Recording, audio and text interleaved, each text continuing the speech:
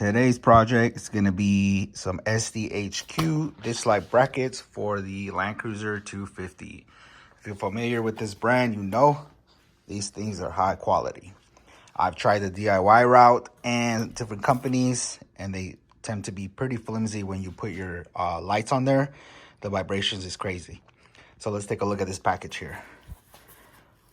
We get some stickers, comes with the hardware. It also has nice packaging in here so you don't scratch up the powder coat on these ditch light brackets, just like I expected. Beefy. The other one is at the bottom of this packaging here, also protected. Let's get to it. It does come with detailed instructions. You can follow the page here, 1, 2, 3, 4. But yeah, seems pretty easy. So let's just get to it. All right, so the first step is you gotta remove this plastic trim piece that's here on the truck. There's really nothing to it. You just kind of gotta give it a quick pop. It comes right out. Put this to the side. The next step is you're gonna be removing this plastic trim piece off the car. So again, it just kind of pops out on this end here, and there you go. Mine is a little modified because I tried this DIY brackets that went on here. So you won't have this piece, but I didn't like it. The ditch light bracket I put in there was shaking and vibrating when I went off-road. So on to the next one. So the next step is to remove this piece here from the trim. It's fairly easy. The instructions want you to put a piece of tape on here so you don't scratch it up. I opted not to do that. But I did use a little prying tool just to stick it in there and then pop it out. And then from there, you gently pull on the backside first so it comes off. And then if you can see inside here, let me show you. That clip that's right there, just gently pop it up and it will come out. Once you do that, you remove this, you save it for later because we will be measuring and cutting this a little bit. On a side note, you will have to remove this what is it, window washer fluid tab, just to get the space you need to get into the bolts. So again, just use one of these. It pries right off. You don't need to be that gentle with it, but be careful because it could potentially break. So the next step you're gonna do is you have to loosen up these two bolts here. You're gonna start with the rear one there. You have to take it off and then reinstall the supplied M8 bolt. Don't put it in all the way, just halfway, so you can slide the bracket in there after you remove this one here.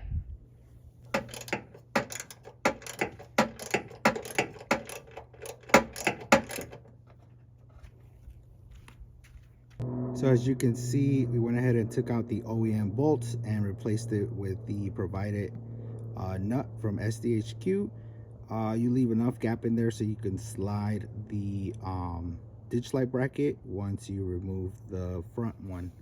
So you'll have to take that one off, and then you can slide the bracket in, and then we'll have to replace that one with another provided bolt from SDHQ.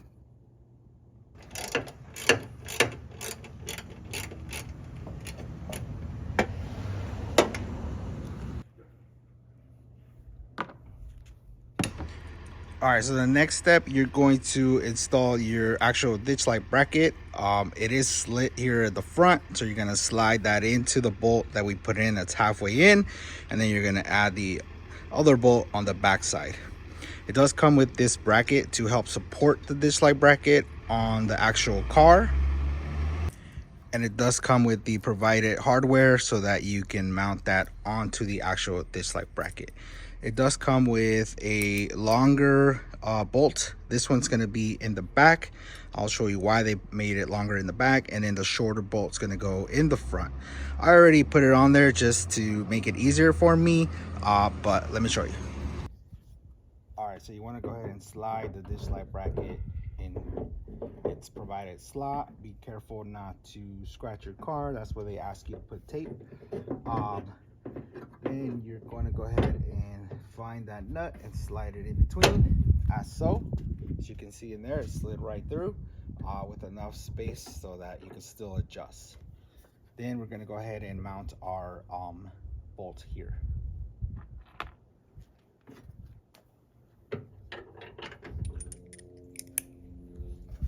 All right, so there's the 2 bolts back in. They're still pretty loose. I haven't tightened anything all the way down, just in case we need to readjust any of these. So this is the support bracket that goes on the back of the SDHQ this light bracket. As you can see, you can line it up with the hole that goes there, so you can install the longer screw. And then the little bump stop here ends up on the body of the car, so it helps with any of the rattling or any of the vibrations. Like I said, SDHQ, man, they always think of everything, high quality products. So what we're gonna do is we are going to run the bolt directly all the way through onto the other side. So as you can see, once you run your bolt through here, it comes out on the other side and it goes through the bracket where your windshield wiper fluid hose was connected to. And then that's where you put your nut and your washer. And then it'll extra secure this to the actual vehicle. That's why you install a longer one up front and then the shorter one in the back. So once you have the bolt in there, you can go ahead and push the bracket back towards the body, so that way, and then you can go ahead and tighten as you push, just to kind of preload this little bump stop here, so it sits nice and firm. You go ahead and tighten. There's no torque specs, or if there is, I don't remember what they are, so just make sure you tighten enough to where you don't strip these 2 nuts. All right, then once you got the top bolts nice and snug and tight, you go back to the bottom bolts. Per the instructions, they want you to push back on this. As you can see, it moves this bracket this way. That way it sits super tight to the body and there's less chances of it vibrating. So you push and you tighten.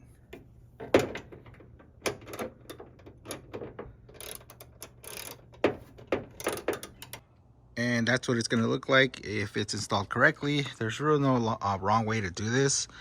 So once it's on there, that's where the little bump stop is going to be resting on the body. I do have my wires going up, so just, you know, adjust it accordingly. Go ahead and repeat the same thing you did on this side. On the passenger side, same steps. And then the next step for me is going to be to go ahead and cut the cowl or little plastic trim so that we can fit the actual dish light bracket on there and cover it. So stay tuned for that. So in this next step, take your time, measure twice, cut once, but basically add some tape to the plastic trim and then measure the distance of 4 inches and 3/16 from like this corner here all the way to here, and then also measure from this corner 2 inches from here, and that's basically going to be the cutout for the ditch bracket. You can use any tool that you prefer to cut. I like the method of heating up my razor blade and just slicing through it. It just makes for clean cuts, but you do what you got to do. So once you get the rough cut, you can go back and clean it up with the razor blade or Dremel. I feel like I have more control with the razor blade, so just going back and forth, trying to smooth it out, make it as straight as possible. Yep. The second part that you have to cut on this plastic mold here is going to be this area here. So basically you gotta cut off some of this and then come at an angle and then stretch it out this way. So it's just a tiny piece that you have to cut off, just like in the instructions. It's already circled for you.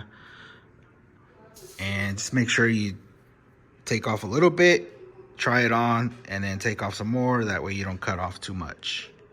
But as a tip, because I did the driver's side, this is part that's gonna hit the bracket. So try to take off a little more from the top right there. All right, so after, it should look something like this. It's not perfect, but none of it's gonna be able to be seen anyways. The whole objective is, I believe it sits like this. So that's the only part that will be seen. Let's go try it on. And here is the final result. As you can see, if you cut it per the instructions, it slides right in and everything fits like OEM. Let's check out the other side. I believe they just started offering the actual plastic trim already laser cut if you want to buy it and not cut your stock one. But I opted to do this. I think it looked good. Now the decision is, what kind of light do we put on there? Baja Squadrons, XLs, LP4s. Let me know in the comments.